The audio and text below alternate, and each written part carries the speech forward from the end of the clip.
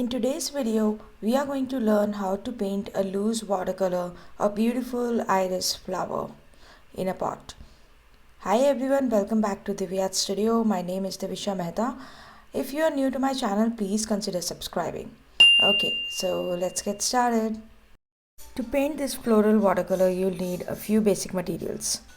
A round brush. I'm using size 12 round brush from Princeton. Some watercolor paints. I'm using Vincent and Newton. They are high quality and I use them in most of my paintings. And you will need a watercolor paper, a palette for mixing colors, a jar of water and a paper towel. I've listed all my supplies which I'm using here in the description below. To start, I'm using a mix of purple and blue for the petals of the flowers. I'm mixing them both till I get my desired purple color. Now to create a loose and expressive look, I'm using a wet on dry technique, which means I'm applying the paint onto the dry paper.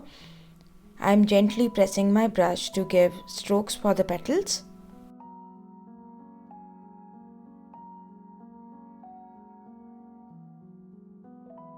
Now I'm taking some yellow to paint the center yellow color of my iris flower. I'm also using a variety of brush strokes such as dabbing, flicking and dragging the brush across the paper. This creates a more natural and organic look to the flowers.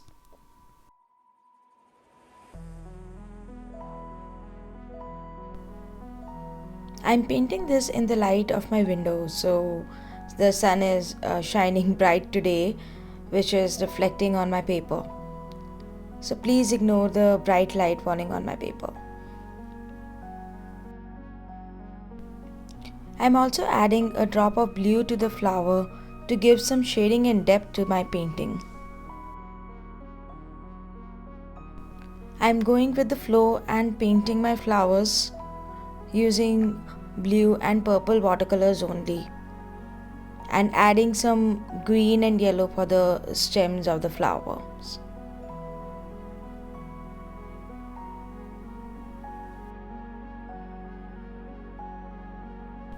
Here I want to give you a tip. You don't need different sizes of the brush. If you have a good round brush for size like size 12 and or size 10, you can finish this painting using only one brush. The trick is to use the different angles of the brush, like pressing it flat or using the tip to make sharp pointed lines and strokes.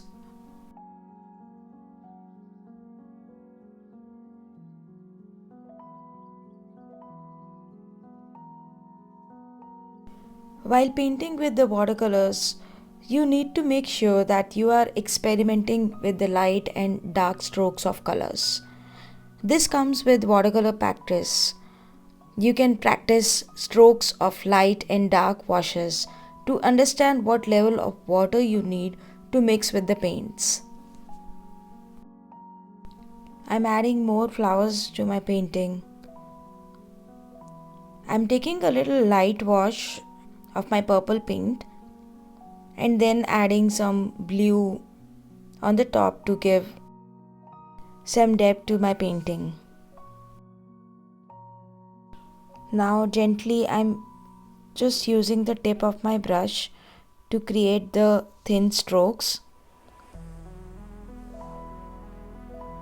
and the shape of the flower.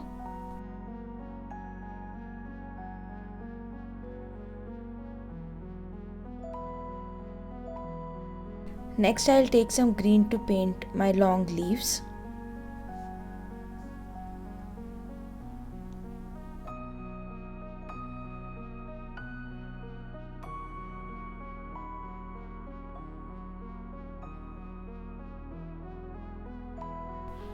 Again, using the tip of the brush, I am just making this thin line and dragging it to make a leaf. Like this, you can use the different angles of the brush to make your leaves or flowers. You can take my tip that just move your brush in the shape of the leaves, or even if you are painting the flower petals, try to move your brush in the direction of the leaves or flowers.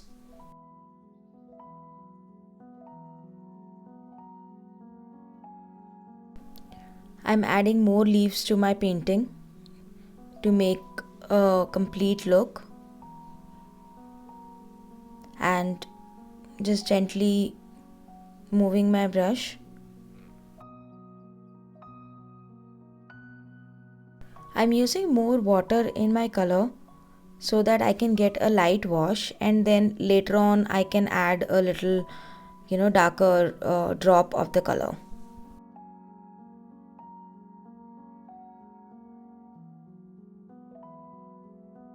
I like to mix my colors more, like adding different type of colors, like I'm adding sap green and a little bit of chrome yellow or a little bit of indigo to give it a darker look and add that shadow to my leaf.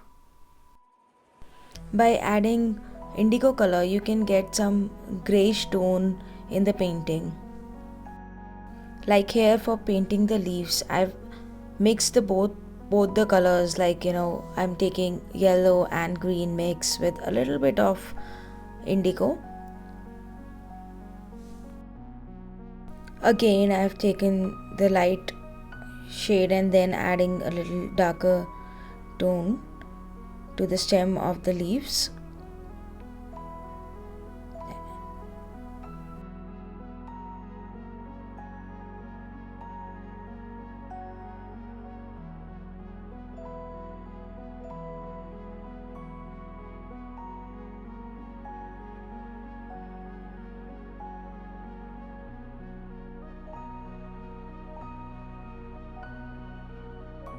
Now moving on, I'm adding another type of flowers which are hanging.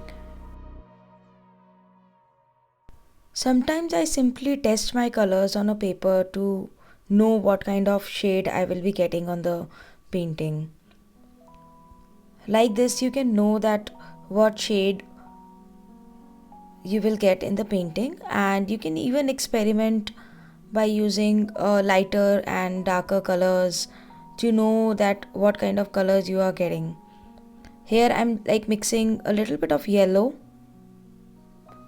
Now I am more experienced with the colors because I have been painting since many years now, so I know most of my colors, but still I experiment them and I just try to mix 2-3 shades whenever I paint to give that shadow and of the light and dark colors.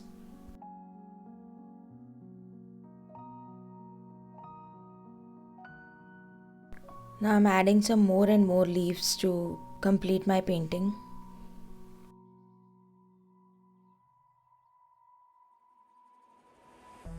Just try to keep moving with the flow and just remember the direction of your flowers or leaves, and keep giving them a light and dark shades.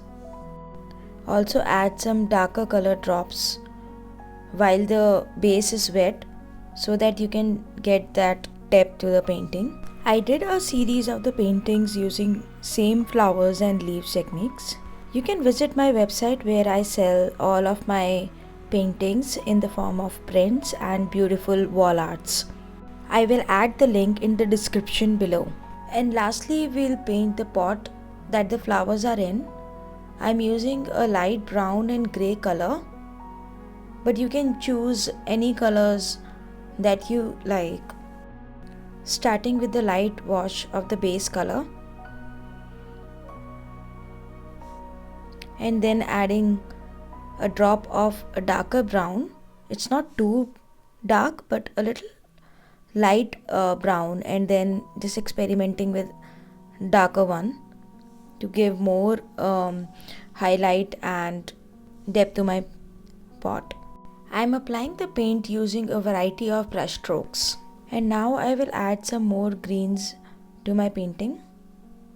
Again, moving your brush with the flow of the leaves. Like here, I'm just moving my brush in the downward direction, adding more grass at the bottom of my pot.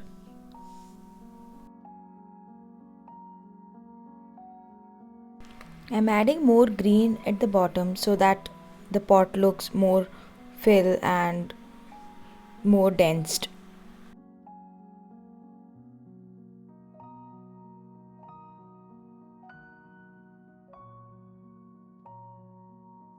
And there you have it, a beautiful watercolor painting of iris flowers in a pot.